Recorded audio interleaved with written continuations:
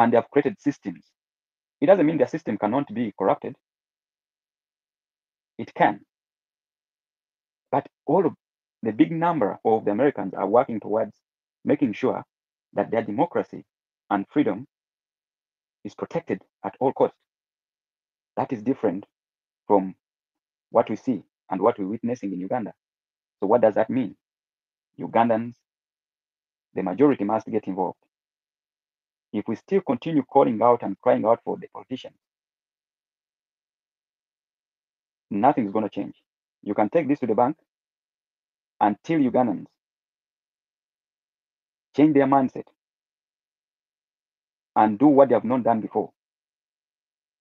That's the only time we're going to get what we have not had before. If we continue doing what we've been doing that failed to work before, we'll still remain where we were, doing what we've been doing. I submit. Ellen, before you go, what should Ugandans do that wasn't done before? What should we do that wasn't done before? What we should do as Ugandans is to see things the way they are, not how they should be. When you see things the way they are, then you're going to counter and employ your energy to attack how things are. Now, when we say that we're going to use a non-violent method, we're going to massively practice civil disobedience. We're going to practice boycott. We're going to practice isolation. We're going to practice naming and shaming of those that we know and are part of our society, communities that are oppressing us or being used by our oppressor. If we continue giving them and making them our guests of honor, either in church or at our events, we're going to go through the same cycle and things are not going to change. So if you have to do civil disobedience, it has to be massive. Not 100 people, not 1,000 people. Massive. From the eastern, central, northern, and the western side. For us to overwhelm the regime and stretch the regime, stretch the security agencies and its machinery, we must spread out. Not only concentrate in the central, because in the central, this is what we've been doing. If you concentrate in the central and we are 100 people or 1,000, that can be quashed and can be dispersed. If we spread out and we stretch them from the east, west, south, and central, our convergence might be in the central. We move from those places and we come to the center. The agencies will be overstretched. Because, one, the regime has no money. They're poor. So they will not be able to fund their operation for as long as we want it to stand. But if people did stand the one or 2 years COVID lockdown and no one gave them food, okay? But they are talking of someone should think of giving assurance that people are getting the food for them to come and demonstrate and protest or stay at home. Who gave them food during COVID time? No one. Government, the regime never gave them food, but because they were forced. As Ugandans, we need to start needing that change and stop wanting the change. The car needs tires. The car doesn't want tires. A need and a want are two different things. We Ugandans want change, but we have not, few of us have reached a point of needing that change. So let's do those that I mentioned above massively. That's the only way we're going to overwhelm the regime, and we can even disorganize and dismantle all the machinery that they do have. Until then, the fight continues. Thank you, Prezo. Thank you for that well-detailed, long submission. And without wasting time, Heroic, thank you for being patient. And on this juncture, allow me to invite you, Heroic, to make your submission as well. Once again, thank you, Ellen Prezo, for that. And yeah, what I pick from that is let's not dismiss the elections. There could be a trigger or a spark for our next course of action. So in other words, all options on the table should really be taken keen, like with a very cautious eye and with eyes widely open. Thank you, Comrade Prezo. Heroic, take on the mic. Yeah, Muji, before I come, I want Christo to come because before she was emotional. So according to what Ellen Prezo has laid out, let Christo come and tell us her take on what Ellen Prezo has said. And then she should also give us the solution on how we will go over what has been happening ever so that we don't go into the same mistake. Let me give her a chance, but I don't want her to be emotional because she's a soldier. Then afterwards I will come. Hello, Nikki. Yeah, I'm here. As I said, I promised myself I'll be here till the last date. Yeah, then I go sit there.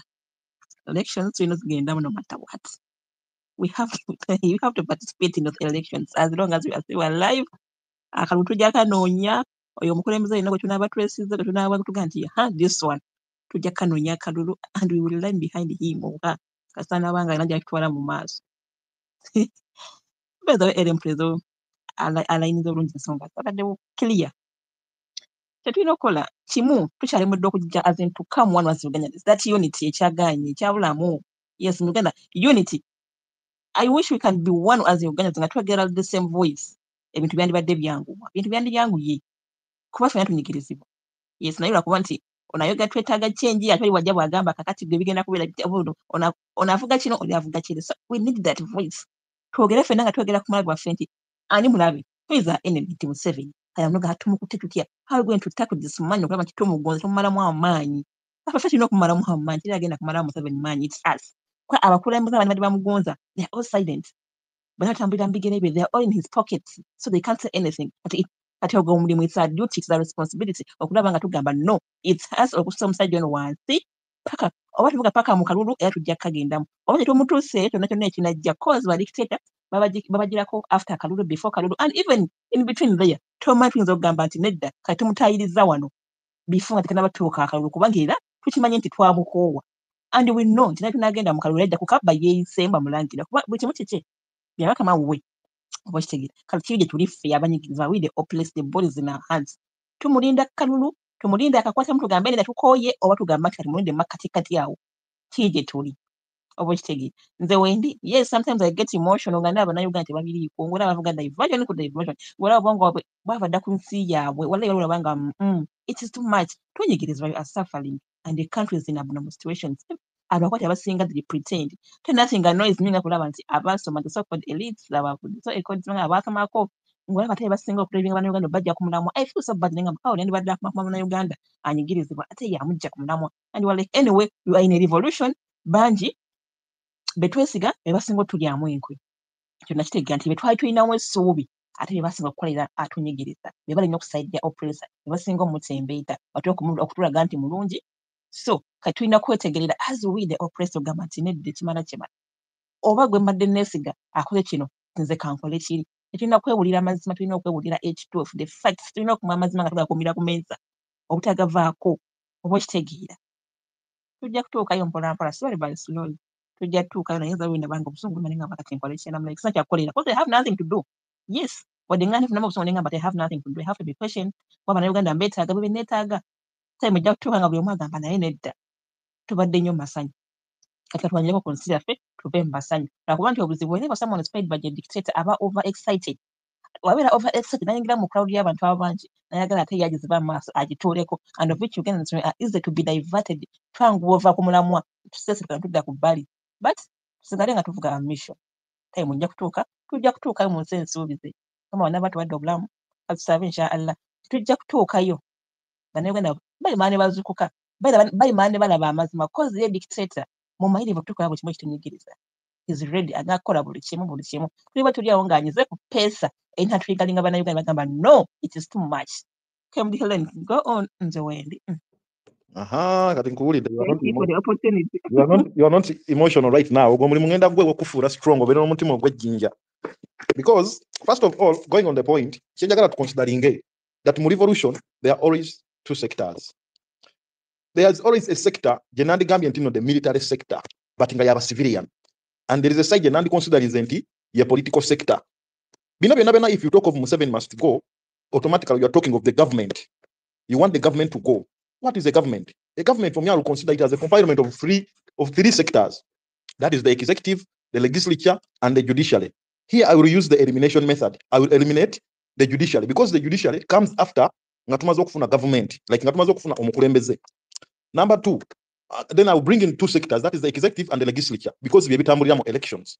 So but still ngenda kubyawulamu emirundi ebiri. For the sake ngenda kusoka na ya legislature. For the sake of the legislature, I'm talking of the MPs, councillors, what, leaders.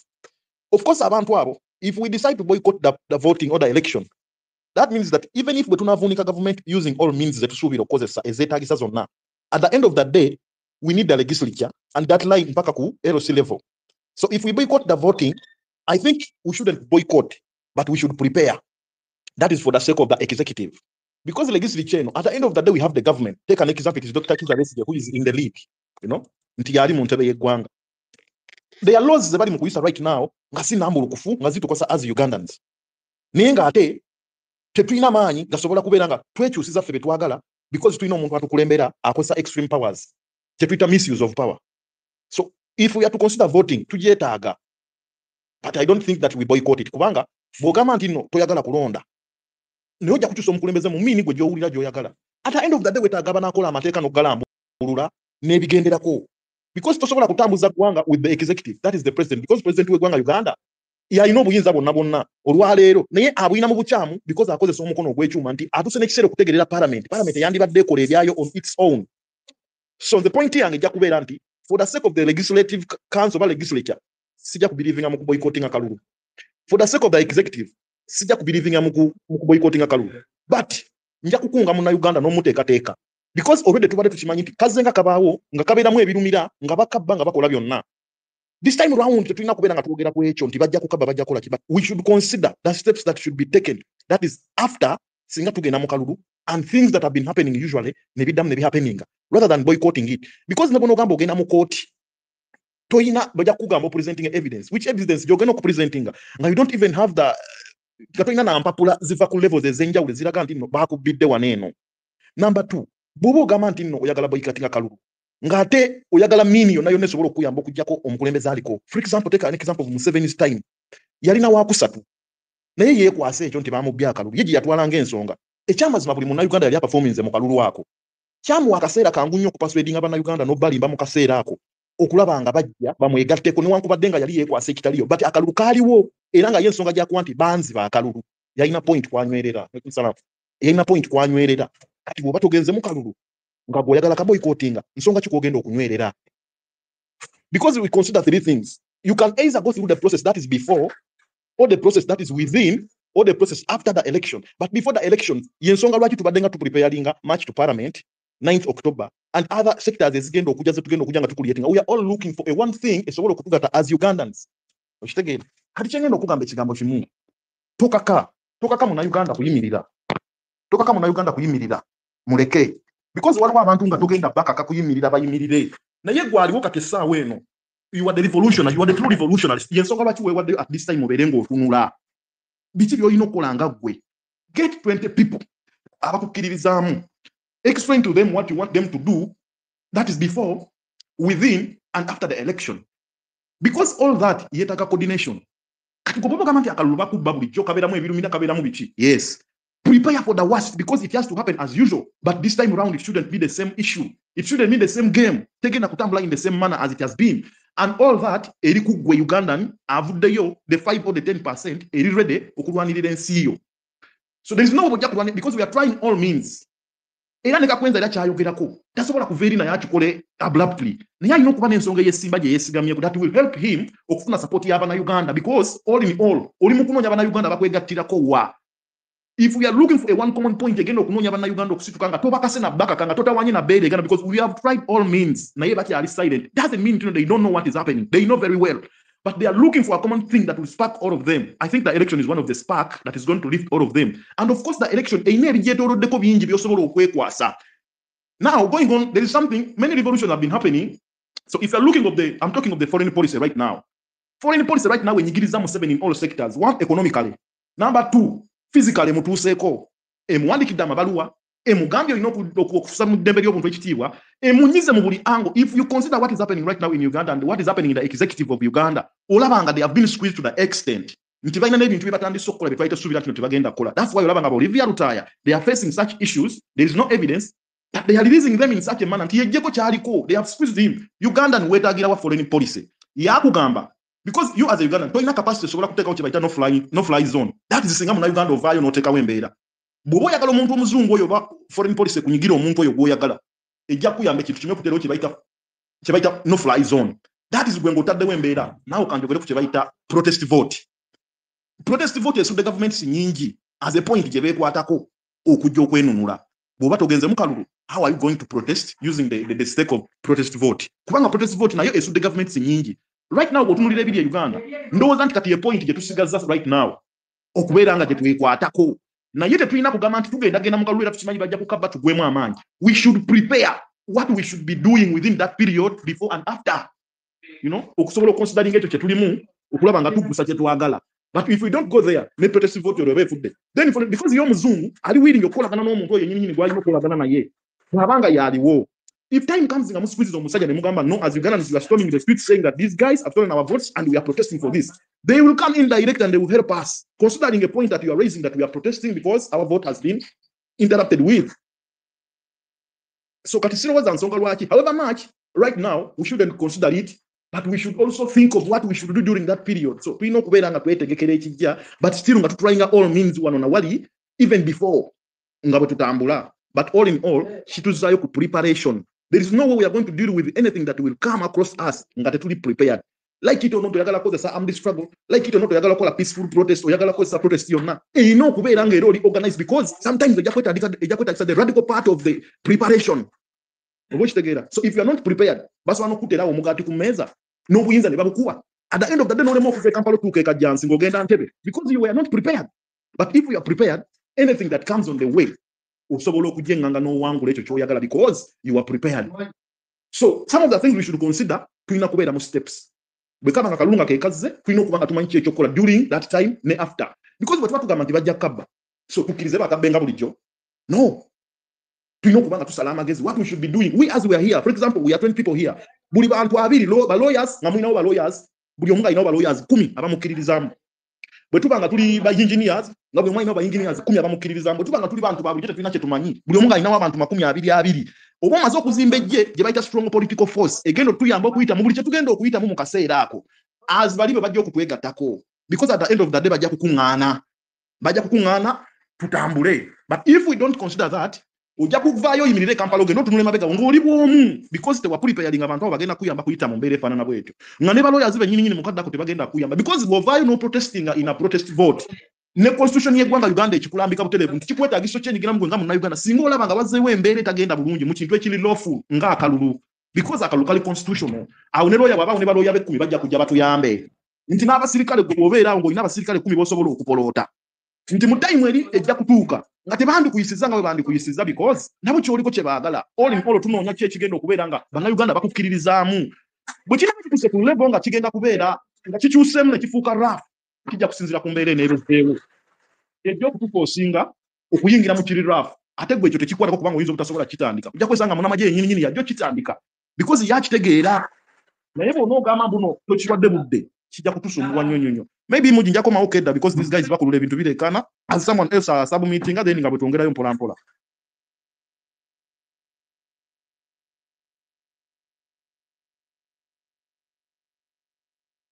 Co-host and the host, are you there? Yamachini is there, but the quiet. Yes, I'm there. Kwetuli. Okay, the next chamber njagala ogakkirizaako kitini. By the way, yes, tulina okubeera prepared and more prepared. Because tubadde nga tugenda mu elections yes obulubadde nga bubaddeyo naye tubadde nga twebase nga we don't care tubeere ne mulinda akalulu ne mukalonda ne bakabba and everyone is like ompanja yeerangiridde so tulina keeping message eno mu matu ga bannayuganda naye nti the more we keep this message ng'eri mu matu ga bannayuganda bamanya ekyokukola cause now tetuzuukuse wano tulina keeping eno message nabo bakimanye kati bannayuganda baazuukuka si era babadde nga abeebafu buli babadde nga bagenda mu kalulu nga fama tetufaayo no one cares oba ani gwe balonze ani teri afaayo naye nabo balina okimanya nti bannayuganda kati baazuukuse okabba tukabba bwe tukabba ne bajja tugenda bakuba tutya tulina basako eyo pressure mukana kaseera ye tugibakiipingireko paka ku ssaawa ezisembayo koze tunagamba nti era tuddemu twebake nga tubadde nga tugenda mu kalulu tubadde nga twebaka bebase nebakola campaign zaabwe tugenda tulonda region nga tumanyi nti normal voting kumbe era bya bulijjo oba okitegeera kati tulina kuba more prepared nti tugenda mu kalulu yes naye bannayuganda tulina bannabyabufuzi bagamba kuba nga bakola campaign zaabwe naffe nga tukola ezaffe ez'okusaba bannayuganda nti muganda wange olina kwebeereramu nga saa yakwebeereramu ne dictator akimanye nti bannayuganda kati nno bazuukufu si beera babadde nga abeebafu ti nga babadde nga bakola fojale waabwe ne kiggwera eyo ne kiggwa kati era akimanyi nti fojale ye ngenda kumukola naye bannayuganda bazuukuse bajja kuntayiza mu ntayiza yonna tukipinga our message tukipinga information tugenda okusaba bannayuganda bajja kuzuukuka kozi nabo bakoye emberembe era time ojja kutuuka bajja kubako n'ekyebeekolerawo nga bannansi we need change and change egenda kuleetebwa ffe bannansi so twewaayo don't stop tetukoowa kozi tunakoowa nyani abikola nowa it's tugende mu maaso I'm taking up co-host and the co-host the mic is back to you.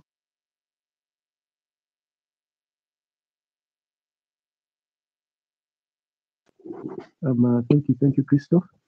Thank you for that. My co-host, Bloom, I hope you're still there. Yeah, I'm there. And, yeah, this is, yes, I'm really glad that we are having this discussion because at the end of the day, it helps the society and our people get to understand and probably themselves also delve into deeper into understanding why elections still matter and why we still need to. We are looking for a valid point, for a rallying point, for a strategic rallying factor. So, and that's why we really brought this discussion because we needed everyone to really go soul searching, whether you're a lawyer, whether you're who, to really reflect and be like, is this adding up to something? Does it add on to the cause? Does it add on to the struggle? Does it, add a factor to where we want to go? And so thank you guys for that. Co-host, you can take on the mic from now. Thank you. Thank you, Muji Martin, and the speakers that have liberated their opinion. Yes, I think now we are moving on one goal. Most guys, I think, are agreeing we need to go to elections. Yeah, I think those who have otherwise will understand where we're driving to. There's so many advantages of going to the election, you reach out to all the people, give them the right message, then wait for but right now I think we also need the right message, basically. Right message is needed. Honestly, the right message. So let me invite Councillor Douglas. Yeah, Councillor Douglas, please, you can take on the mic and say something. Hi everyone. Let me know if I'm heard. Yes, you're loud and clear. Please go on. Okay, thank you. At times I have network issues. Thanks for organizing this space. I know it's late, and I'm pleased really to be on this space. The night shift. I was on and off, but from the last two speakers, I was able to at least hear some of the submissions, and I really appreciate the previous speakers as well. Elections. Does it matter in Uganda in this current state of affairs? The topic. So there are a few things we should really consider. Elections or no elections. Quite a few people have put up their concerns and opinions about elections in Uganda and whether or not it really matters. I saw Kakwenza and many others also trying to express concerns, and we all know what is happening politically in the country. And 1 year down the road, we shall be moving to elections. It's just next year that we have. And so preparations of elections are starting early enough. I'd like to address our minds to a few things, legally speaking. I'll start with the the regulations in Uganda and what provides for elections, we know that the Electoral Commission is a constitutional body. Its mandate is to periodically organize elections and ensure that people participate in those elections. That's their mandate. If you go into the details of it in the Constitution and whatnot, it's of course they derive their mandate from the Constitution itself, and then the Commission organizes the elections and it knows how to write to organize and run through it and whatnot. But for me, the most important part of it is that if you go to Article 60 about the independence of the Electoral Commission, is it an independent commission or it has forces that controls it? We all know these caricatures of kids where there's a hand that pulls a few strings here and there and things like that. Now, we need to question ourselves about the independence of the Electoral Commission and whether or not whatever it does is it does its work or mandate as an independent body. And that's where the problem firstly lies, and that's where most people who work to express concerns are getting dissatisfactions from, because ultimately the grounds are not leveled. That's in most of the elections the grounds are not leveled. Now there are tests one needs to qualify for whether or not the grounds are leveled. The grounds, for example, the tests on independence of the judiciary, on the independence of the Electoral Commission, on the independence of rule of law, on the independence of accountability, even for the government, the government, and on the independence of operations of entities. One of the common things we all know for a fact is that the NGOs or non-governmental organizations, one of their mandates is to ensure that government, it's a check and balance of the affairs of the state. So how independent or controversial NGOs are, they play a very pivotal role in making sure that there is one civic education, but besides civic education, it also checks in the excesses of the government, because in doing so, there are always negative things that the government does, and it does not pass some of the basic tests, which qualifies the independent body, the Electoral Commission to be as an independent commission. And in so doing, there are reports that always comes before, and in between there are many kind of things that happens. For example, in form of opinion polls and all those things, which all adds into the affairs of the state at the end of it all. But that's where still really where the key issues come. And if you look at the NGOs, most NGOs that are operating in Uganda that used to be independent have actually, majority of them have been threatened. And as a matter of fact, they have left. For example, Action Aid, that used to monitor elections. Entities like, for example, the UN Human Rights Commission, that also used to, any single entity that has any single NGO that used to be independent and it operates and provides for opinion polls and whatnot, if you look at it, majority of them have been silenced and sent out of Uganda. Their registration and operation citizens have been cancelled and things like that. So it looks into whether or not our Electoral Commission is independent, because it does not allow any other person to challenge it in terms of its operations and what it does. The other thing I'd like to also move into is both regional and international. I've spoken about Uganda, at least I've said that the Constitution, I've said about the Electoral Commission and how it operates and the powers therein, and who chooses. The other thing, before I move to regional, the things about the Electoral Commission is who chooses the people who actually runs these entities. Who chooses? How are they appointed? And secondly, where do they derive some of these powers from? And I can tell you that most of the powers that the Electoral Commission does is an executive power. This is a power which is delegated for, and a delegated power is that you have to just be on your knees to beg whoever is delegated with this power. And the powers being an executive power, you need to listen to what the executive says. The day that you fail to listen to what the executive says, that means you have gone past, and that's why you find people being fired. You find, and of course, people fail.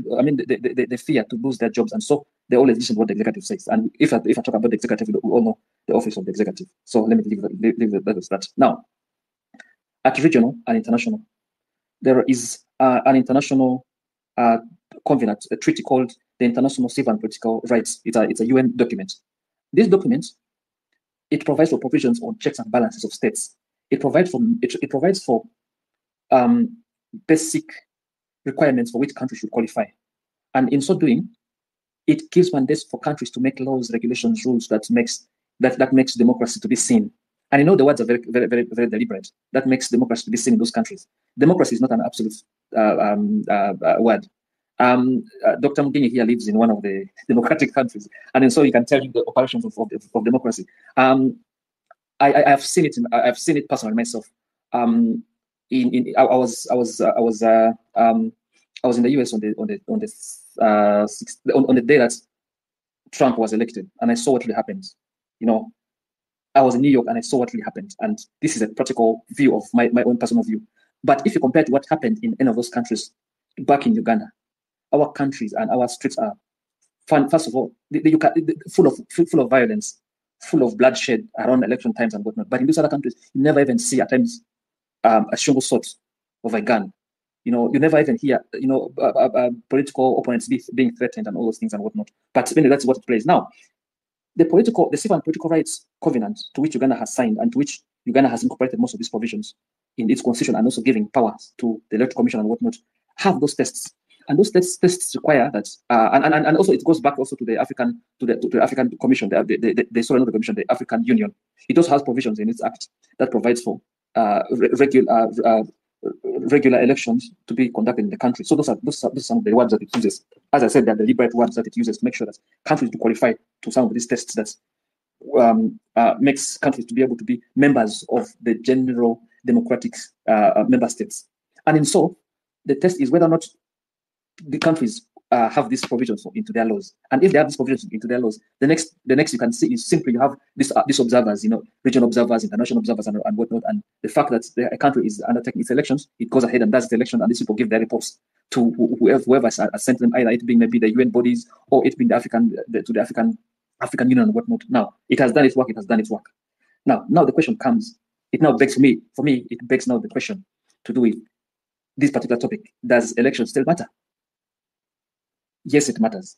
No, it matters. Depends on how you look at it. Now, if you don't participate in these elections, if you don't participate in these elections, these people have already ticked their boxes. The elections have been conducted. Yes, they tick the box. Is it regular? Yes, it's regular. It's not irregular. It's regular because the regular part of it, countries have 4 to 5 years. You know, depends on whichever democracy they're implementing. But in most cases, 5 years depends on what the constitution says. And most of us that are previously colonized by these countries and what we do implement the Commonwealth doctrines. And in so the 5 years, yes, it passes. That's a tick. Are there things something that has are they mad with violence and whatnot? That country is always a violent country and whatnot. And for that matter, that is they tick it because they say that the opposition are violent. The country tries to suppress ABCD. They tick that box. They look at the region. For example, Uganda is under the Great Lakes region. What happens in the Great Lakes region? The Great Lakes region is partly affected by insecurity issues. For example, if you look at the Democratic Republic of Congo, the South Sudan, the African Republic, the African Republic, the Somalia. You know, there's civil disobedience and whatnot in Kenya, and for that matter, it's very normal for a gunshot to be heard in a country. Or it's very normal for a gunshot because these countries are predominantly this region, not countries. This region, the Great Lakes region, are predominantly violent countries, region, and in so doing, there's likelihood of any a civil disobedience happen. For example, just in the Democratic Republic of Congo, here there are over 200 and something small rebel groups. You know, the Sudan, not Sudan, the South Sudan election was supposed to be held actually 2 months from now in December. They have pushed it because of many things, and there are some other civil disobedience. The Central African Republic, it's still not it's still in fights. You know, the Garamba and everything else and whatnot. And so it's easy for this country to say that the basic tests required based on the region are passed. They also tick that box. Now, for you who has not participated, now to answer the question of does elections do matter? For you who has not participated in these elections, mind you, all these people have ticked these boxes. And for that matter, it's like you've surrendered now your wills and whims to be taken by those who may not have, or who have participated. And in so doing, by failure to participate in these elections, you have surrendered all your rights and duties to these people here, to whoever has participated into them, whether they're bogus people, whether they're illiterate people, whether they're people who are of whichever nature, you have surrendered your rights and duties to them. So the best of the things to do is simply to participate in these elections. How do you participate in these elections? Make sure that you have massive persons to mobilize, massive persons to participate in this election, massive persons to counter every single aspect that may have been brought to your attention by the power that be, and make sure that you make sure that you turn every single stone that is on your way. Otherwise, the day you surrender some of these powers to any person out there whom you feel they're incompetent and whatnot, and once when it comes to the courts, please don't expect much from them, because equally still some of these powers that you want to run to thereafter may also not have the same powers as elections. So the ballot is the most important, powerful thing one can ever think of. The rest you can have them, sort of somewhere else, but the ballot in terms of how you want the affairs of how you want to be governed and whatnot should actually be the consideration of the ballot paper. So really, I thought that is something that I should point out, because for them they're taking both bodies, and at the end of the day, countries actually, I always make this argument: countries do not operate alone. They operate together with others. So and so some of these things, it's not only their powers. These powers are derived by association, and the associations of countries. And in so doing, you want to also be friends to the rest of the countries because you have you need to put in place the basic means to which you can associate with them. So and so once when you look at you have qualified all these things here, there's no way that they cannot let you not to associate with them. And so you need to have the good manners to be able to associate with them. And in so you need to qualify some of these things. And whether or not you got there with through we all know the Machiavellian principle. The end justifies the means. Whether you get there through whatever means and whatnot, it's the material. You have gotten to that stage, and then you can associate with the boys. So those are really something that I thought I should mention here. And so the previous speaker, I don't know who that was. I think Heroic, who actually talks about mobilizing more people, convince a few people to be able to participate and whatnot. I think it's really the strategy, making sure that you have people around whom you can influence one way or the other. In fact, this term influencing has been overly used lately for good or bad reasons, but it's a good thing to simply say and encourage other people to do good in the society. And it's your only contribution that you could otherwise make, and so it's really not also good to surrender your powers to other persons to be able to take care of it and control it in any way they wish. So please be mindful. With that, thanks so much for the opportunity. I yield the mic.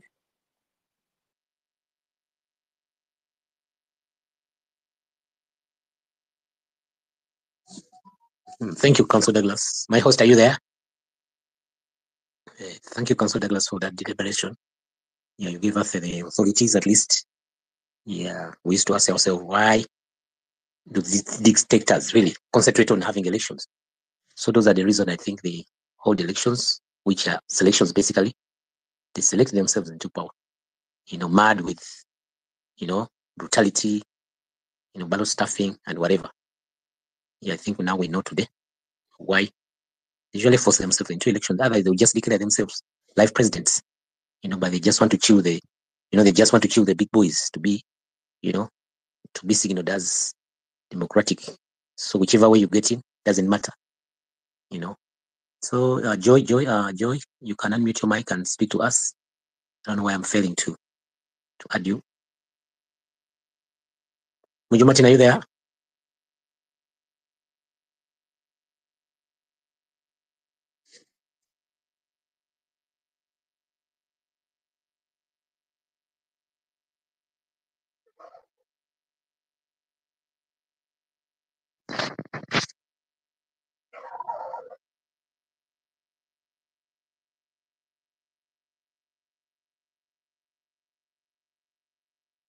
Yes, Joy, you can go on. I can hear you.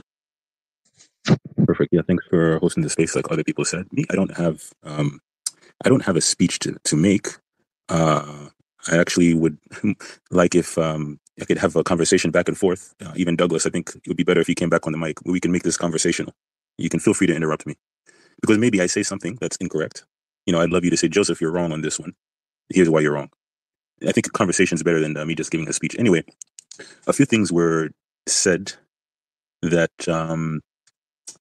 triggered some emotions in me. I think I caught some points made that kind of alluded to outside governments or outside countries coming to help. And I'm not sure that's ever going to happen. I mean, I don't know of any instance where the US or any European country came to an African country to help because they're being oppressed by their government. They may make a press conference and they may state publicly, we condemn such and such, but they never really come and do anything. They just pretend it didn't happen. I mean, I remember during the last election, I think Bobby Wine's, a member of his group were shot dead. And can you imagine in the US? I mean, I think one of the co-hosts had stated that they were in New York, or was the last guy speaking. I think he said he was in New York when the election there was going on. Can you imagine if the main opposition leader in any European country or in America was shot? It would not happen. But this has been normalized. So, yeah, the idea that some other country is going to come in and help, I would remove that idea from your mind. And if I'm wrong, please tell me why I'm wrong. I don't know everything, but it's just a thought. Douglas, please feel free to interrupt if I say something like so. So I think there's more than a year until the next election. Some people were stating why participation in the election is important, but I think we should respect why people don't participate, because a lot of people feel as if their vote doesn't matter. And that's not just in Uganda, that's all over the world. All over the world, you see decreasing levels of participation of the people in government and participation of the people in elections. Because around the world, people feel that government just does what it wants and doesn't do the will of the people. So there's a lot of apathy around the world of people towards their government. I don't think the average American hates Iran. And I don't think the average person in Iran hates an American. I don't think the average Russian person who's taking their kid to school hates Americans. But it's just the governments that do all these things to create these narratives. So anyway, that's something I just wanted to say as to why people don't participate. And I guess I would just disagree with you, Douglas, in terms of elections being the most important. I think while they are important, I think it's everything surrounding the elections that it's important. The conversation at the bar, the conversation in your house with your relatives, the conversation that you have with people at church, you know, having public debates. I don't know if those happen in Uganda right now. It's a lot of everything outside of the election dates, I think, is actually more important than, you know, actually casting the ballot. And when we come to casting the ballot, you know, I understand why you guys are saying that the elections matter. By no means am I saying that people should stay home. By all means, everyone should go and register and vote. But fundamentally, the election process cannot be trusted. Even if the opposition leader was, in fact, even if he actually got the most votes, can we trust that the votes will be counted as such? So, yes, I think participation is a step in the right direction. But when the time comes, because Museveni is not going to live forever, he'll pass on either naturally or by some other means. But an overhaul of the electoral system obviously is needed. So, yeah, I think Heroic wants to say something. Joe, may I? Yeah. All right. You mentioned about 3 things, but probably I'll address about 2. The first one is on other governments or external, government coming to help. My point was that I'm not necessarily saying that they're coming to help; they're simply coming to observe, and their observing means that there are particular tests to which they're coming to check whether those tests have been passed. And you know, the tests are, I think, designed and developed at when states do meet. You know, whenever they meet in Geneva, the UN headquarters, or wherever. You know, there are those tests, the basic tests that really needed to be seen. Now, for election purposes, since we're talking election, I would really like to address my mind to election purposes. Is that I did mention, for example, that the test to do it, are there laws, rules, and regulations? And if those are there, the countries has adopted it and whatnot. They take that. Is it regular? Elections, okay. Are the elections regular? Yes. Periodic and regular, which is like after 5 years for the case of Uganda, they take that. Now they also take, for example, where their campaigns, where their adequate time, and all those things and whatnot. So for them, their purpose is simply observatory. And for that matter, they do report to each and every single of those entities that come for, either it being maybe the city maybe in Washington, in New York, in whichever part of the world. They simply say, yes, we're there. We went and observed the elections, and for as far as we're concerned, the tests that we thought we should have to check in this country and what not were passed. Of course, in terms of like whether or not really they help, they don't really help. They don't help that much, as I would say. But the only thing is at times.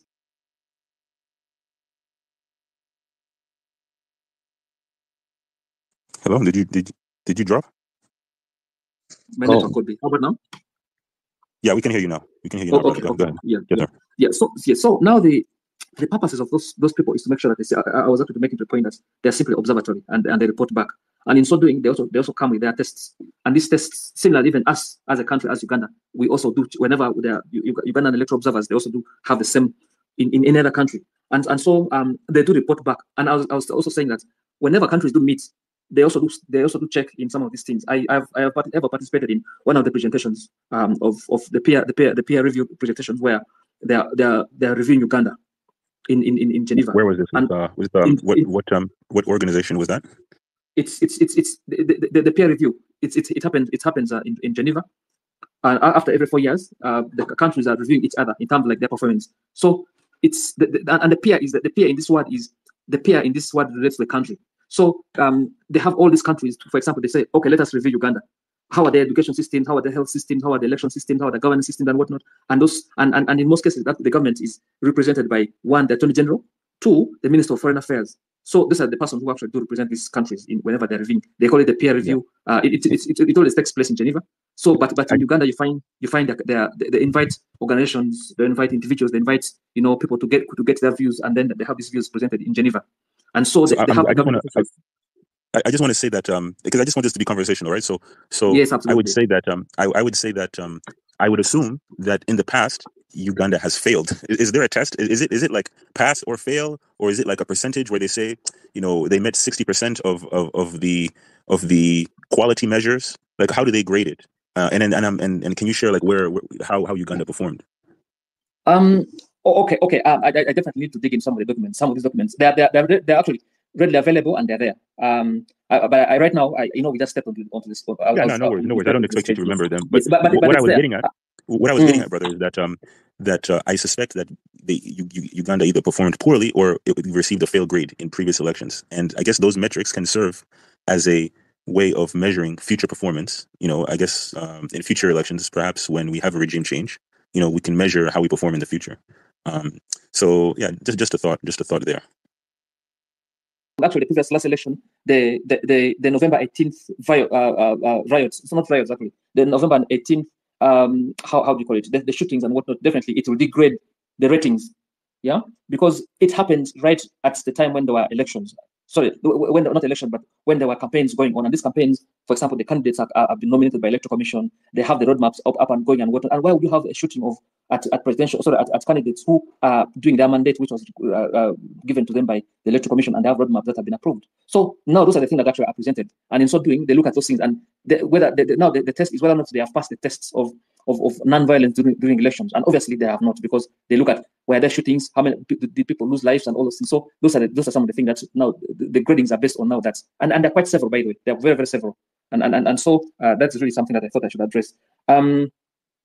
On the point of election being an important point of view, yes, we can always disagree respectively, but that is actually your view, and that's actually consistently, as you said, not only Uganda but even across the globe. There are many countries where the dictatorial tendencies of the sitting governments have suppressed their electorates from exercising their rights, and for that matter, the ballot does not really count, which is actually a very true position, because these questions are becoming quite known, and it's as you rightly said, it's a process, and the process starts with one.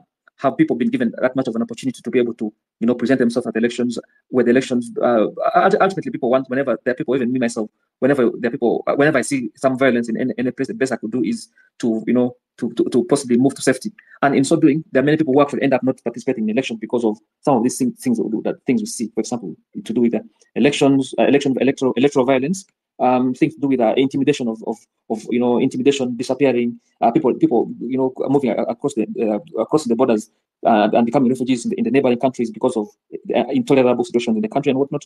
All those things actually point to the fact that elections are violent, and for that matter, whether you participate in, and by the way, some of those things are done deliberately because it plays at the advantage of those who have the powers and authority. The more you're threatened, and the more you leave, you leave the country temporarily, either or otherwise, for shelter, for safety, as a refugee in the other country, and that's the time and the date of elections. It's easier for them to just make the ballot stuffing, the ticking and whatnot, and then thereafter, by the time when you come back, when the country has a little bit stabilized, the decisions have been made without your participation, and for that matter, that's where really I said that my point really matters, because by the time when you make a decision at the ballot, that decision will impact on your life and even the life after you, if I may, because that means you read into the manifestos of those whom you're electing, and again, it's the other person whom you have decided not to elect. And so, if you make a decision to put right persons in the right places to be able to do the jobs which they have elected to do by the power of the ballot, that's where the importance really comes, and that's really the point that I wanted to stress. And so, once when you disabuse yourself of that opportunity, you miss a lot, because you have firstly not participated in these elections. Two, decisions are going to be made by people whom you really know for a fact that they are either deliberately ignoring the facts on the ground. Two, they don't read, they don't read the overview of what situations are, but rather they simply want to appease. I mentioned the point of appeasing the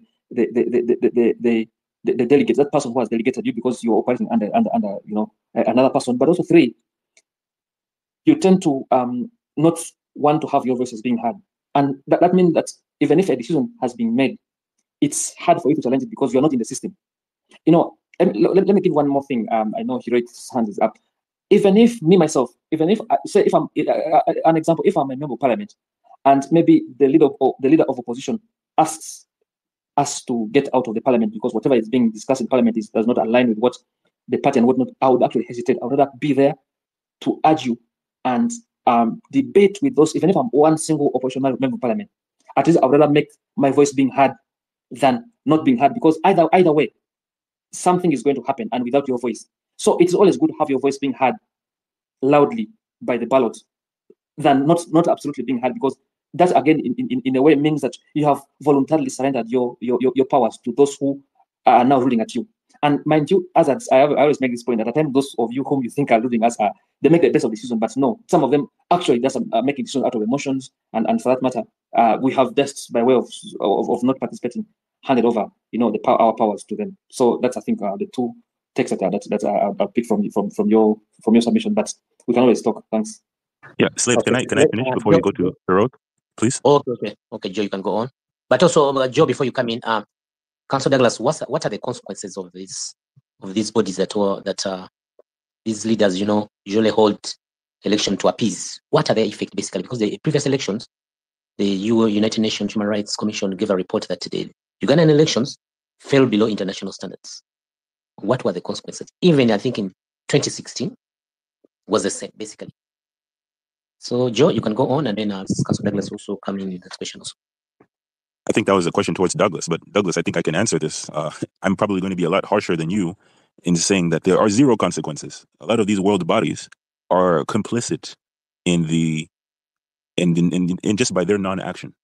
They're complicit in these things going on. They have the means to bring about change, but they're very selective in the areas of the world in which they intervene.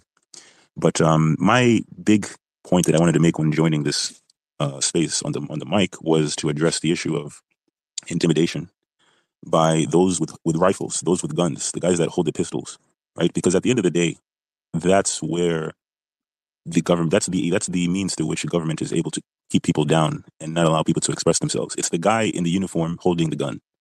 Without those people, without that oppression, without that intimidation, then people would be much more willing to go out and express themselves through protests or through casting a vote. So I just wanted to address that. So really, I'm just trying to offer a solution here. And the solution is not something that I'm an expert in. But I think in Uganda, we have a lot of people that are very connected to media. They're very connected to, let's say, communications, right? We have a lot of people that are in the arts. And I think if you have we have a year to do this. If you have a sustained message, like I think there was a guy on the mic talking about messaging, and you were talking about messaging in terms of encouraging people to vote. But I think there should also be messaging towards those in uniform. They're just people just like you and me. Just because they put on a uniform doesn't mean that their brain stops working and then now they are automatically looking at Museveni like a god who they have to defend. They're just people that, they go to work, they put on the uniform and they say, hey, take this rifle and you go man this place. They're just normal people. And I think people respond to logic and reason and messaging. So again, I'm not a communications guy. I'm not a guy that creates a video. I'm not a guy that's really an expert on social media communication, how to put a message out to people.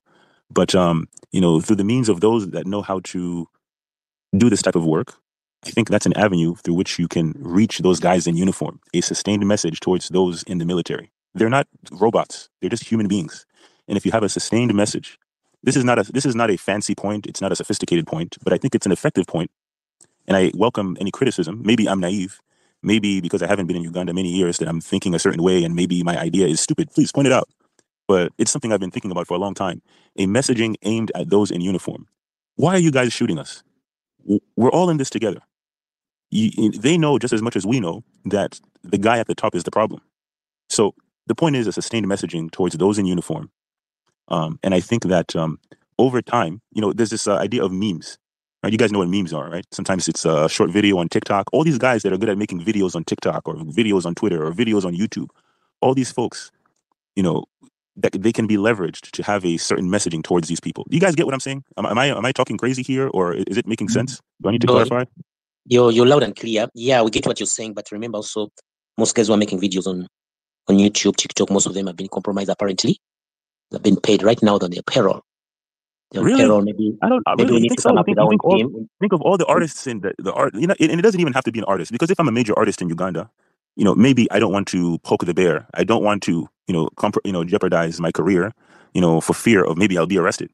But those that know how to make videos, sometimes, you can make a stupid video on social media and it goes viral, right? We need those types of viral videos aimed at these folks that are in uniform. Because at the end of the day, it comes down to that. Those guys that are holding the gun is all that stands between people being out in the streets versus people saying, you know what, I'm not going to go out there and protest because, I have a son, I have a daughter. I'm not going to go out there and risk my life because I need to provide for my family. And it's a reasonable position to take. No one wants to get shot. No one wants to get arrested. They might disappear. So I really think it's the same messaging. You're right. Joe, I Yeah. think you have a point. You have a point. I Yeah. can get the point. Yeah. I think Yep. we guys need to come up with a message, a right message about the men in uniform, the brutality. Why do they do that in an election?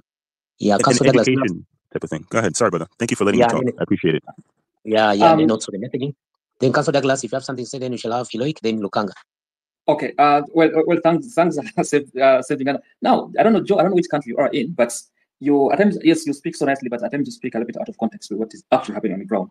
One of the things as to why you see the men in uniform behave like that is they simply report to their commanders right here on the ground, and their commander, there's a chain and a structure to which they report to.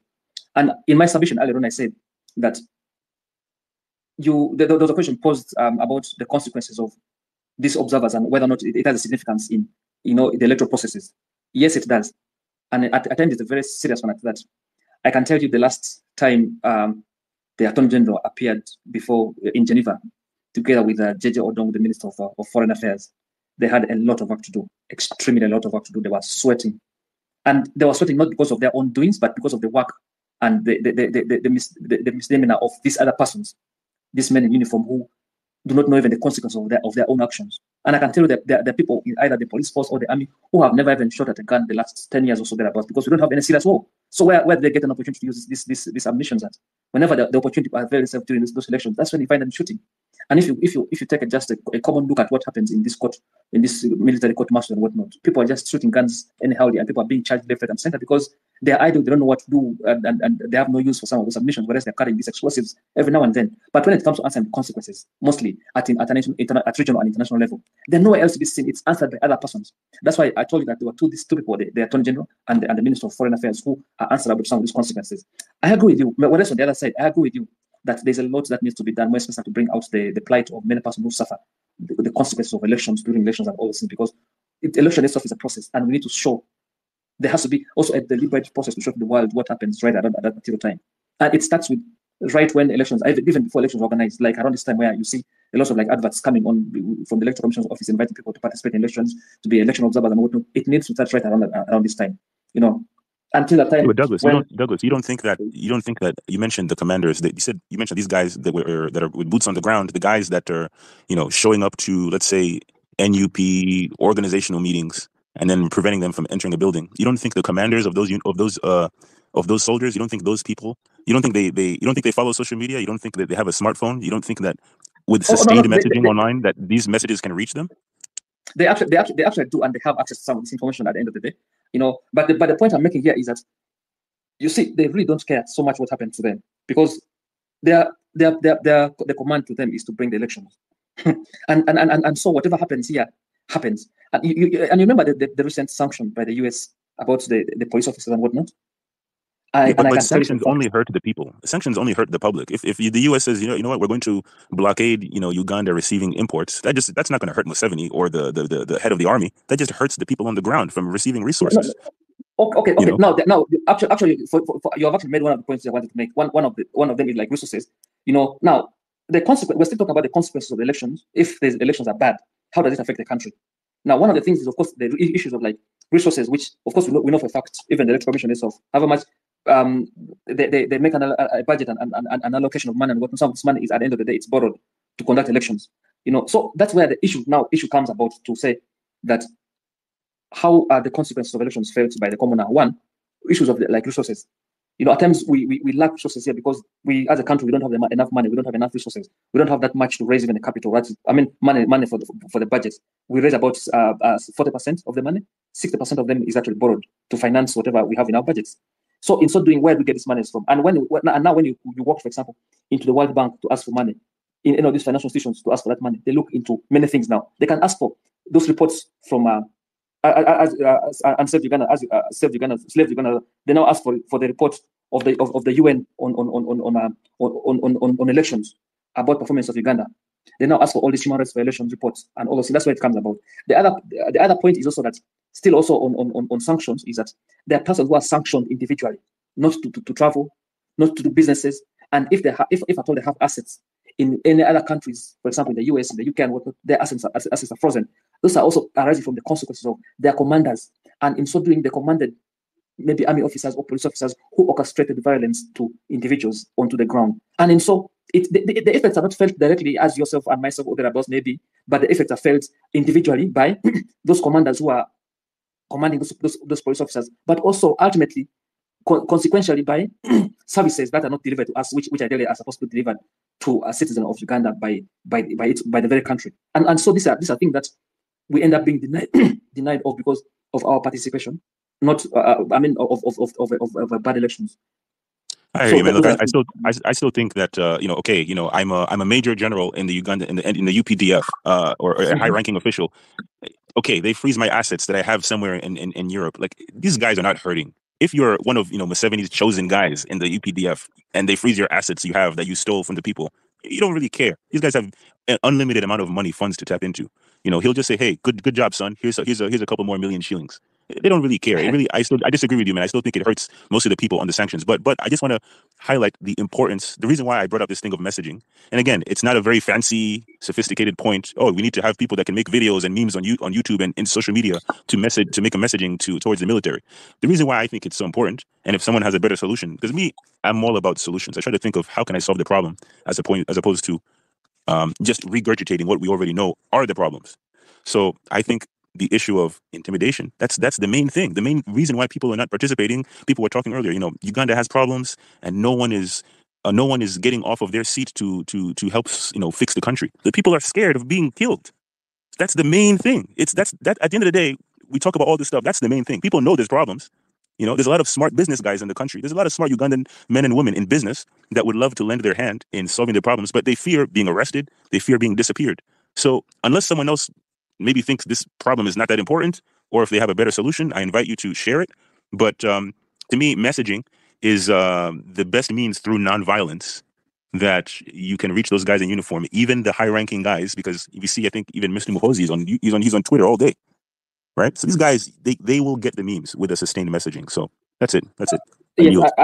Yes, I agree. Now, really, I like the point of the messaging, which is very good, and it's good if it goes out there, I think, like that. But also in the messaging part of it, you talked about intimidation, which is arising from, I think, the main thing that is happening that makes people scared of elections, something like that. And I can tell you this: at times, some of this, for example, intimidation, and it doesn't actually stop at intimidations. It even goes at times into the real serious issues of someone losing their lives around the same time, and in the names of elections, possibly can even be a political opponent or something like that. But it happens. But now these guys have a very quick solution really for that. How many people have lost, for example, blame on ADF? Earlier on, I made a point of even if a murder is done by a state agent, it's easier for them to blame the ADF, for example. It's easier for them to blame the Somali terrorists or civil issues of families and land wrangle or something like that. It's very easy because there are lots of guns in this region that are loosely in the hands of many people, and it's easier for them to simply say, "We are not as a state." Yes, that person who possibly lost their lives and whatnot could be a politically active person, but we are not part of it. So it's easier for them to flip and use any of these excuses at all. So I think also it's good thing to consider. At times it could also be on the side of the devil's advocate.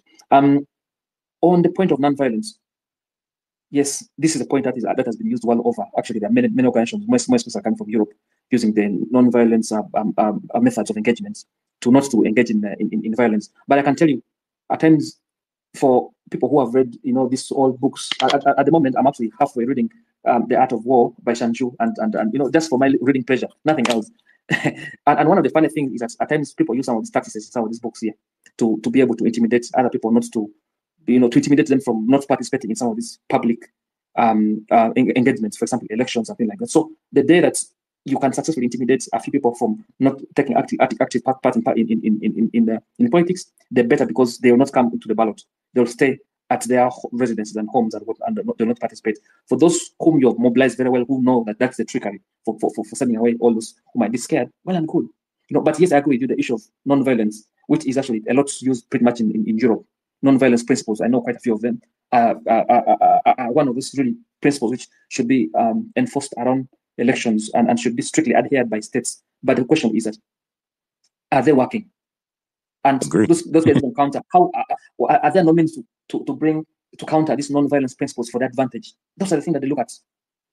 Yes, Joe. Yeah, I mean, that book Sun Tzu, I think it talks about, if the enemy knows your tactics, then they've won almost half the battle. So it's a good question. I don't want to say something that will annoy the host, but I will just say that there is a very, very big debate out there as to whether nonviolence is effective. Especially, if you're going to school every day and you're getting bullied, the bully is punching you in the face every day, and he knows you won't fight back. It's kind of hard to make any change in that situation. So anyway, I'm not advocating for anyone to harm another person, but at some point, alternative. Anyway, I won't say anything. Yeah, I can say it for you, Joe. I can say it for you. Let me give you one story. I was in a primary, I think 2. I was in primary 2, and my dad used to be an administrator of a school, and they used to be transferred from one place to another. So we moved into a new place, and my brother was in 2 years ahead of me, and so during lunchtime, that time of going out and things like that, there used to be this guy, huge marked guy, was skinny, tiny guy and whatnot. This guy will come and knock my head every lunchtime going back home. So it was this character, the usual character. So one day, he came and knocked me so hard, and I looked at my brother. He was just a few meters ahead of me. I was like, okay, that's my defense. I picked up a fight with this guy, and I can tell you, I didn't know where I got all that strength from. But if you're pushed to the wall, you'll do the worst. Yeah, if you're pushed to the wall, you'll be forced to retaliate. And at times you might be a very small, tiny guy, but your retaliation can be adequate to just send away and send a message to those that, what? Yes, I might be intimidated. I might have possibly taken my non-violence principles very seriously. But again, at the same time, if I'm pushed to the wall, I can deactivate my non-violence principles and I can be violent for a short time. Then I revert back to my non-violent principles. So it's a good practice. But and for me, that still begs the question to do with that. It depends on the region where you're fighting from right now.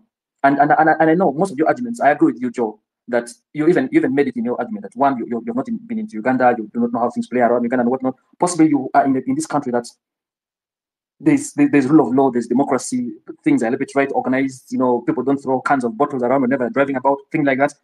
You keep your sanity. But right now where we are, there's a lot that needs to be done. But it is what it is. But it's good to it's good to speak to a context of which you operate.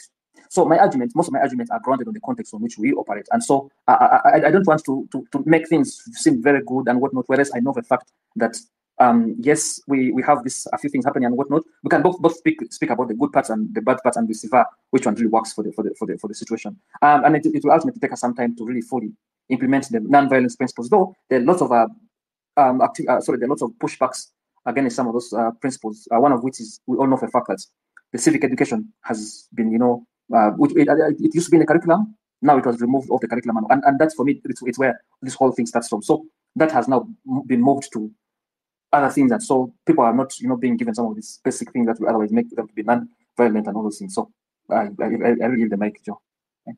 Okay, thank you, Councillor Douglas and Joe. Probably, Eloik, you have a question or additional submission? Unmute and speak to us. Yeah, it is just a seek of enlightenment. Like, for example, we talked about Western countries to intervene within the issues of any country. So I'm just asking, if, for example, as me, we have a political ground in Uganda which is unstable, and considering those, there are people who believe that the Western countries can help them. So in that line, if for example we go in an election, and then the Ugandans come to see that at least it has not been fair for them, and they don't accept the results. So the result to a solution of going into a protest. For me, I consider that election as a protest vote. So in that context, do you think if the Ugandans have turned, like the government realizes that the Ugandans are pushing them to the wall and they are defeating them, and then they resort to shooting direct bullets and what, but in the context that the Ugandans were winning the government and they have defeated it, do you think the Western countries, like for example the bodies, IGI, the United Nations and other related bodies, do you think they will stay calm or they will be forced to intervene directly? Well, Hiroik, I can tell you that there is nowhere else in the history of most of the modern countries where the Western world, the European Union, the US, the UK, and whatnot, intervene directly in the affairs of countries. Yes, there are protest votes and whatnot, but those are simply just words, and that can bubble off your mind and you speak about them. I made a submission to say that after in 1948, countries came together to make one universal law, which is called the Universal Human Rights. Sorry, the Universal Declaration of Human Rights. And in that Universal Declaration of Human Rights, they state laws to which all countries should conform to. And there is a principle called the sovereignty of the states. The sovereignty of the states requires that countries should operate independently without the interference of the other. And so, even if the elections are as bad as as bad, everyone, even a baby knows that this election is so bad, the countries will simply say that should we interfere in the independence of the sovereignty of that country, or we have to wait for the next 5 years to see how they play about, That's why once after elections are held, that's why you see countries come to congratulate the others to say, oh, we congratulate the president-elect, and whatnot. And where countries fail to congratulate them and whatnot, that country is not invited to the member meetings of other countries. Let me give an example. You saw how Afghanistan and how they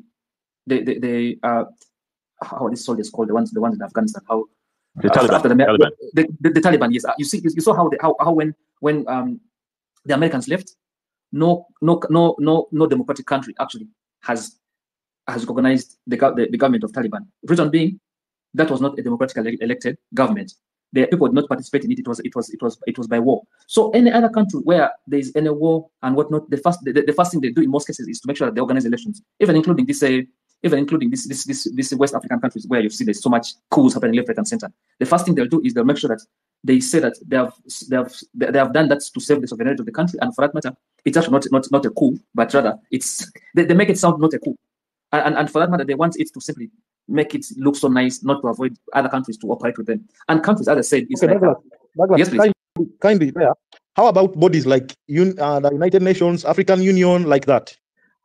As I said, most of these bodies are simply observatory. Now, what happens? Also, as you may know, that even African presidents do meet periodically. They do meet periodically in whichever country they choose, but in most cases they meet at Addis Ababa, at the headquarters of the AU, to simply talk about themselves, the countries, and how they can operate together, including elections. Now, where you see countries come and congratulate the president-elect, the issues of the protest votes, shooting directly, does not really count. The only thing, as I mentioned, the thing that counts is that using the Machiavellian principle, has the end justified the means? Who is on the seat? Are they on the seat? Yes, well and good. Were there elections? Did they pass the test of the laws? Earlier on, I did mention on the Universal Civil and Political Rights, the Covenant on the Civil and Political Rights, which requires governments to make laws that regulate elections, which makes governments to have those laws into their system and implement them. And are they implementing them? Well, yes. And can other countries interfere with operations of this country? No. If at all they have to interfere, under what circumstances can they interfere? The only way they can interfere is to caution these countries whenever they meet at the meeting of the states, where they meet at Addis Ababa, they meet in Geneva, they meet at the UN headquarters in New York. They can talk about, they can, for example, take election fraud, election violence, and things like that, and we'll talk about it into details and caution them. And earlier on, I did mention about the Universal Periodic Review. In that Universal Periodic Review, other countries can give recommendations to, for example, Uganda. And in those recommendations, it can say that Uganda should refrain from elections. Sorry, should refrain from violence during election time. Uganda should make laws to demilitarize. I'm just making these words. I'm not necessarily saying these are the things. Uganda should make laws and regulations to demilitarize election. That means during election time, they should remove the military off the streets. They should only be remaining with the police, which is the civil armed organ of the states to operate. Uganda should level the political field and whatnot. But I can tell you, all these words, however good and nice they sound, at times they remain onto the papers. And as I said, when I was talking to Joe, I said that one of the recommendations they can give is they give a recommendation through the Ministry of Foreign Affairs, and through the Ministry of Foreign Affairs and to the Attorney General. Now, the issue then will mean that will some of these things be implemented? Because you see, those powers they have both judicial powers, but also they have executive powers or recommendations. So some of these recommendations are implemented at the stage of judiciary, and some of these recommendations are implemented at the stage of the executive. One of the executive ones is by making laws, regulations that would conform to what the international bodies would have recommended. But the other one is we all know what happened during the Amama Mbabazi presidential election petition, where the Supreme Court came up with some basic rules and regulations to which they should conform to. Among others are to level the political ground. Among others are to give political parties to be able to operate independently, to be able to finance these political parties, not to borrow money from other sources, to make some other open declarations and things like that. Up to date, many politicians or many political commentators are making comments on whether or not the 2016 election petition, the Supreme Court election petition recommendations have been implemented to date. So Western countries have a bad. I think Douglas, Councillor Douglas, I think I've got the answer from the context where you say that they can plan a coup indirectly so that they can make it more smarter. So that's where I wanted to hear. So I got the answer. Thank you. Exactly, yeah, exactly. But one thing, let me. I have also picked something from your question to say, for example, the shootings on the November 18th, 2022 and whatnot. Yes, those things do happen. Was it 2022 or 2021? Those things do happen. The unfortunate part of it is that it comes to, for example, the most immediate consequences of it are felt by the commanders. How are they felt by the commanders? They are felt by the commanders because every single person, an armed person who goes out, has to be commanded. And in so doing, the smart guys like you, like me, like any other person who can trace to find out who is the commander of this person and whatnot. And for that matter, as you can people identify some of these commanders and send their names to some of these Western countries. So it's through those Western countries that they now sanction them. You've seen, I was making this argument that, sanctions, the day a minute someone has been sanctioned as an individual, it becomes very difficult for this person to operate in that outside that country. You can, yes, in Uganda you can operate that, you can move freely and whatnot, but you cannot buy an air ticket to go to Dubai, maybe Dubai. But that's not a consequence, brother. That's not a consequence. Oh, I'm a commander and I ordered someone to shoot Bobby Wine, so I cannot go to Europe. Oh my God, my life. That's not a consequence. That's nothing. Now you see for Joe, it may not necessarily be a consequence for you. Yeah, it may not be a consequence for you, but it may be a consequence to any other person who has many things that they're doing out there, who on regular basis, for example, for purpose of health, for purpose of business and whatnot. The average Ugandan does not go outside the country. The average Ugandan doesn't go outside the country. So if I'm a commander, I'm one of Museveni's chosen people, and I ordered some soldier to shoot Bobby Wine in the leg, and now I cannot travel to Geneva. You think that guy cares? And by the way, you think that guy is going to be not able to go to any other African country? They can just give him another. They can easily just make another passport for him under another name, and he'll be able to travel. In my position, I think this is where we differ. I'll just say this because this is heroics time. I'll just say this: those organizations do absolutely zero. There's a lot of smart intellectual guys that meet in Europe. They wear suits and they talk and they talk and they talk, and they have PhDs in this and master's degrees in that. They're not the guys that command the Security Council. They're not the guys that can say, "Hey, we're going to send UN troops here because this and this happened." They don't do anything. Oh yeah. Well, yes, they may not do anything, but there's a consequence. I can tell you. Let me give one example. Maybe something that it's in the recent past, which we all know. General Kale Kaihura, when he was quote unquote sanctioned, and he wasn't by that very sanction not allowed to travel anywhere else and whatnot. Do you know how bad it affected him as an individual?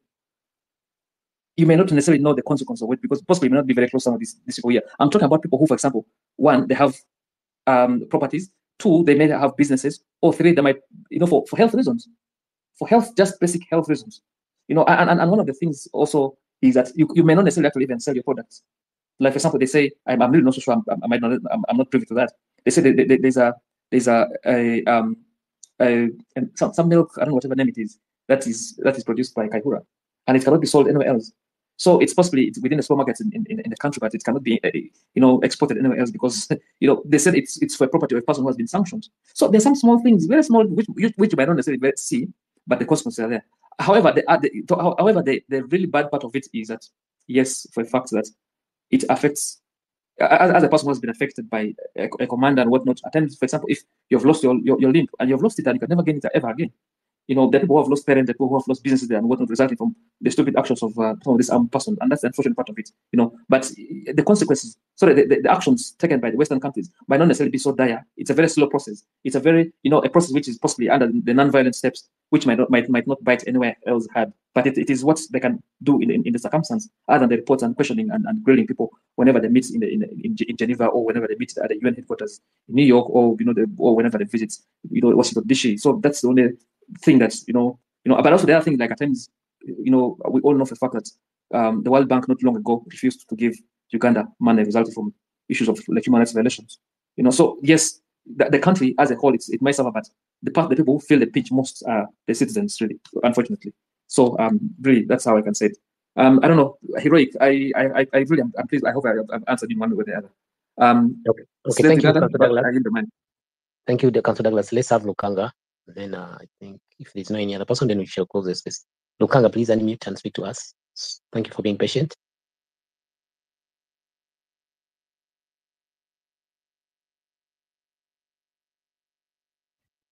Yes, thank you, Joe, Heroic, and all those who have contributed. As Ugandans, we need elections, yes. Are we supposed to mobilize? Yes. Yes, I understand what Joe is trying to mean, sending out messages. Yes, preparation is the key in the whole thing, in the whole situation. And when you say we have hopes in other countries to come and help us, that's a lie. They can come in where they see that the citizens themselves, they need their help, where the citizens themselves are more and more concerned about their country, other than thinking that someone is going to come from nowhere to tell you, you know what, guys, you need democracy, to tell you know what, guys, you need services, without you demanding for services from those you vote. It is not going to, I mean, these Americans or the Europeans you're seeing, they will work with anyone as long as their foreign policies are going to be implemented. They will work with anyone. But as of now, the person who's fulfilling their policies is the dictator, plus the son and the other few members. That's why they don't care. They will care the day Ugandans will get out of their comfort zones and say, you know what, we need our country, and we don't care what the Europeans are saying, we don't care what the Americans are saying, we need a country. And by all means, they will have to work with the people, because it is the people. The day they will show them that we are tired, the guy you're working with, we are tired of him. Trust me, guys, these guys, they will go on their knees. So they will go on their knees and say, yes, now we are ready to work with you. No, actually, they will not say we're ready. They will automatically come and work with you. Why we don't have Magufuli right now? You know what that meant? If all of you followed what Magufuli did to Tanzania and some other African leaders. But as Africans, let me say in the context of Africans, we have failed to show that we are independent. We have failed to show that we have the resources to make ourselves what we want our countries to look like. We show them, yeah, someone said, Mr. Who just is like, it affects Ugandans. Okay, take an example. The HIV/AIDS fund. So who benefited in that? Were they the Ugandans or were a particular individuals? Look at education. We all look at the Millennium Development Goals, where Museveni came and said, I've brought free use, because free education is all over the world. When you are they 7? Those goals, it is for every country. But Museveni came and said, eradicating poverty. I think we are following. Now he came and called it his thing. Name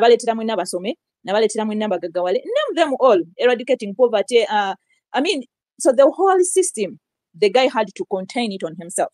And then we thought, yes, Museveni is working for us. No. It is a worldwide thing that every country is implementing those Millennium Development Goals. As Ugandans, we have not even achieved one.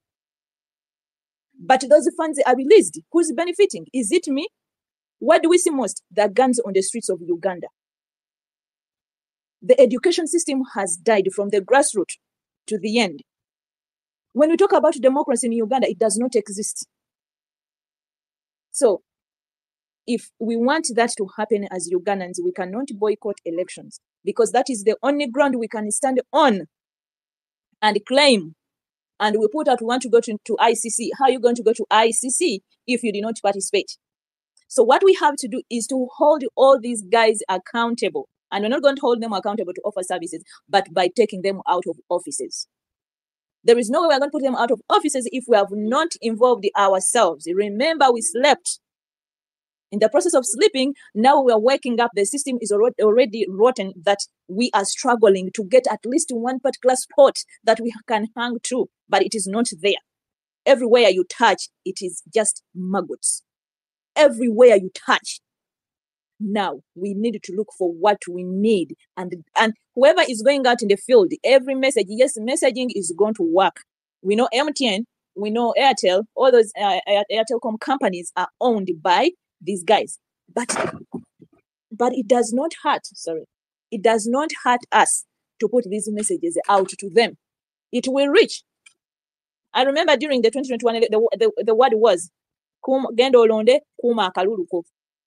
And that message is sunk in every Ugandan. who needed change, including those who did not need it. The message is stuck. So if the message, like you people, if they don't announce us, please don't go back home. You know, Ugandans need to be told as if they don't see what is happening, as if they don't see what is going on in their country. So let us package our message, what we need Ugandans to hear, and by force, they will hear it. By force, they will implement it, because none of us has not tasted this regime's brutality. None of us has not tasted in one way or the other. I beg to submit. Thank you, Lukanga, for that message. It's really powerful. Said we need to go to the elections, yes, and then we need to do the messaging. Yes, yeah, the message is the power this time, basically. If it's well packaged, it can cause some change and it can cause the people to rise up. Remember, there's no much awareness. Yeah, we are a third world country where people lack information. You know, information, you have to invest in information. You know, you have to buy newspaper, you have to listen to radios. People in the villages can't afford buying battery cells. Those are the challenges. So we need to act to the reality. How to reach those people the message? People can't afford buying battery cells in the radio. To know what their rights, why are they voting, what are the consequences if they vote otherwise. Yeah, those are the issues we need to really go down on the ground and pass the message. But we need to strategize what works in America doesn't work here. Honestly, that's the reality. You know, because I've seen people talking about flyers, you know. An African, when puts something in writing, you're hiding an information, basically. We are not good readers, basically. If a person in a village, really, when will they have time to read? Honestly. So those are the challenges. How are we passing the message to the local person? And also, how are we passing the message to a person who has been disenfranchised, you know, not to have information? We have local people, the LOCs, you know, the state uses them. So all those are things which need brainstorming and then to act to the reality. And I always wonder why the opposition always act at the last minute. Can the information be passed at the last minute and then things sink in the masses, honestly? Because at the end of the day, they usually expect results. You know, if the election is stolen, they always expect maybe people to come up and demand for their victory. But the timing, how is the timing basically? You know, how is the timing? Do they act late or why do they usually act late? Those are some of the issues you need to ask these people. You know, because all needs the resources. You know, where are the resources basically? How have they mobilized the resources? Those are some of the issues. So guys, anyone to say any parting? Yeah, I just want to Douglas, I don't mean to put pressure on you here, but you're the lawyer on the space, and if you can't answer, that's fine. But one thing that happened during the last election was the internet was disabled, and I'm wondering if number one, is there any liability that these telecommunication companies have being complicit in purposely denying a Ugandan citizen from being able to communicate with another, because that's essentially what they were doing. And yeah, I think that's a very major weapon that can be used by the dictatorship in the future. Again, you know, just turning off the internet. And to be honest with you guys, I'm not sure even how you solve that problem. I don't know if when MTN or what these other telecom companies, if when they negotiated their contracts to operate within the country, if the contract contains a clause where they must, you know, turn off the signal when ordered by the military. I'm not sure how that stuff works in UG right now. So that's towards Douglas. I mean, that's a loaded question. I don't think we can expect him to have all the answers, but just something to think about.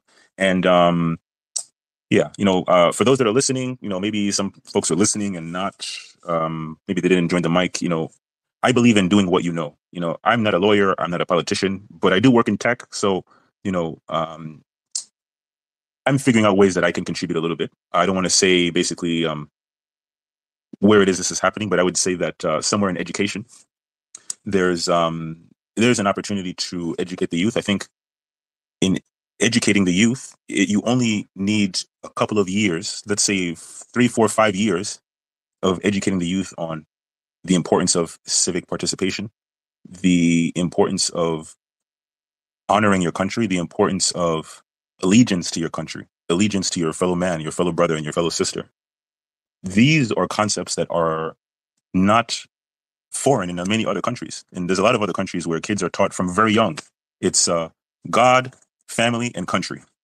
God, family, and country. That's taught in a lot of other different countries. And I'm not sure if the youth of Uganda are being taught that right now. Maybe they're just, you know, being taught just the standard curriculum. But education, I think, is an area that the government doesn't have the means to tightly control. And, if you have a system where 16, 17, 18-year-olds before they go to university are being taught the history of authoritarianism.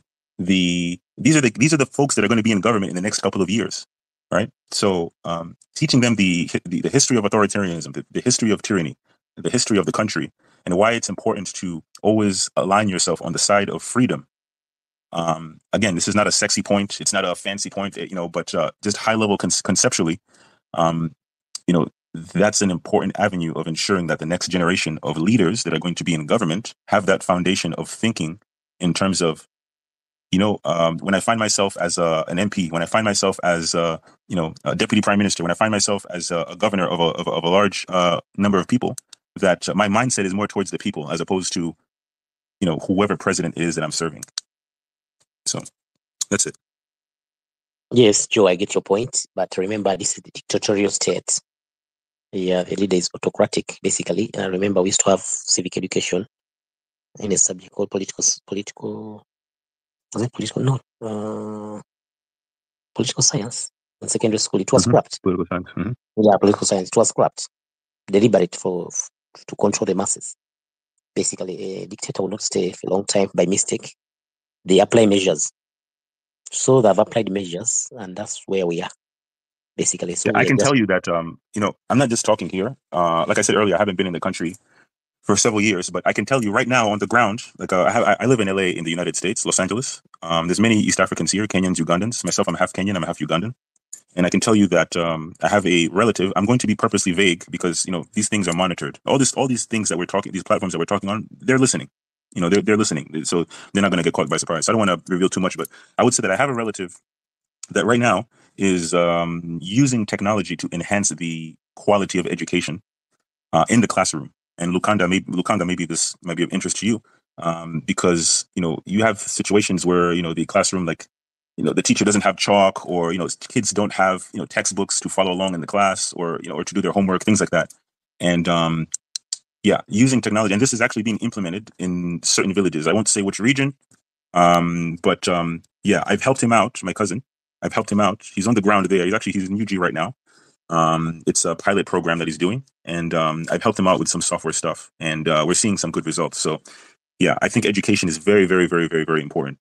Even though that's not my area of expertise, my area of expertise is software.